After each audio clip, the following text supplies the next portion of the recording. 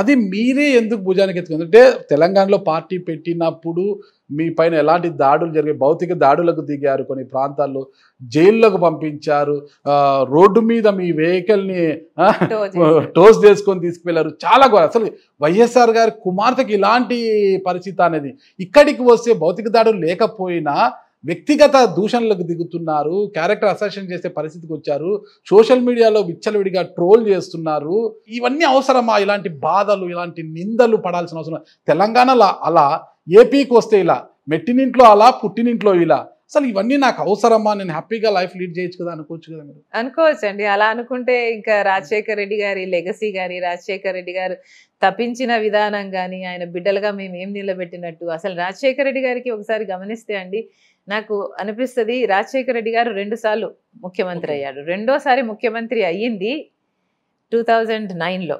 అయిన 2 నెలలకే మళ్ళీ నేను రచ్చబండకు వెళ్ళాలి అని బయలుదేరి కదా వెళ్ళి చాపర్ క్రాష్ అయ్యి చనిపోయాడు. ఏం అవసరం అండి? ఒక ముఖ్యమంత్రి గెలిచాడు, వాతావరణం అనుకూలించడం లేదన్నా కూడా బయలుదేరారు. ముఖ్యమంత్రి గెలిచాడు, ఓట్లు వేసారు ప్రజలు, ఈయన ముఖ్యమంత్రి అయిపోయాడు, ప్రజలతో పని అయిపోయింది, ఇంకా మళ్ళీ ప్రజల దగ్గరికి పోయాల్సిన అవసరం ఏముందండి?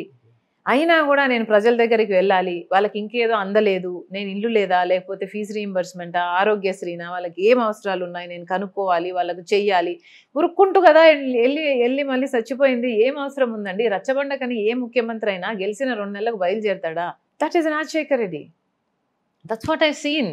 మా నాన్న మనసును నేను చాలా దగ్గరగా చూసిన దాన్ని. ప్రజల కోసం నీ గుండె కొట్టుకోకపోతే నీ గుండె కొట్టుకోవడం ఎందుకు అనే ఆలోచించేవాడు నాన్న.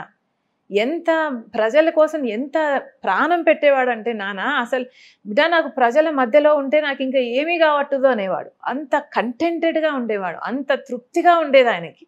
ఆయన కళ్ళల్లో ఆ సంతోషాన్ని, అంత గొప్ప ఆనందాన్ని నేను వినడం అంటే ఆయన ప్రజల గురించి మాట్లాడినప్పుడే. ఆయన స్కీమ్స్ గురించి అయితేనేమి, ఆయన ఆలోచన చేసిన విధానం అయితేనేమి, ఫీజు రీయింబర్స్మెంట్ అయినా, ఆరోగ్యశ్రీ అయినా ఎందుకు పెడుతున్నాను నేను అని నన్ను కూర్చోబెట్టుకొని నాకు ఒక్కొక్కటి చెప్పేటప్పుడు చాలా చాలా బాధేసేదండి. చాలా సంతోషం వేసేది. ఒక మనిషి తన ప్రజల కోసం ఇంత తపిస్తున్నాడు, ఇంతగా ఆలోచిస్తున్నాడు అంటే గర్వం అనిపించేది.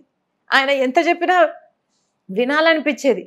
కూర్చోబెట్టుకొని ఇది ఇట్లా బిడ్డ, ఇది ఇట్లా బిడ్డ అని చెప్పుకుంటూ మాట్లాడుతుంటే ఆయన మనస్సును నేను అంత దగ్గరగా చూసిందాన్ని. జలయజ్ఞం కూడా నాన్నకు చాలా చాలా ప్రాణం అండి. జలయజ్ఞం అందుకే పుట్టాను బిడ్డ నేను అనేవాడు.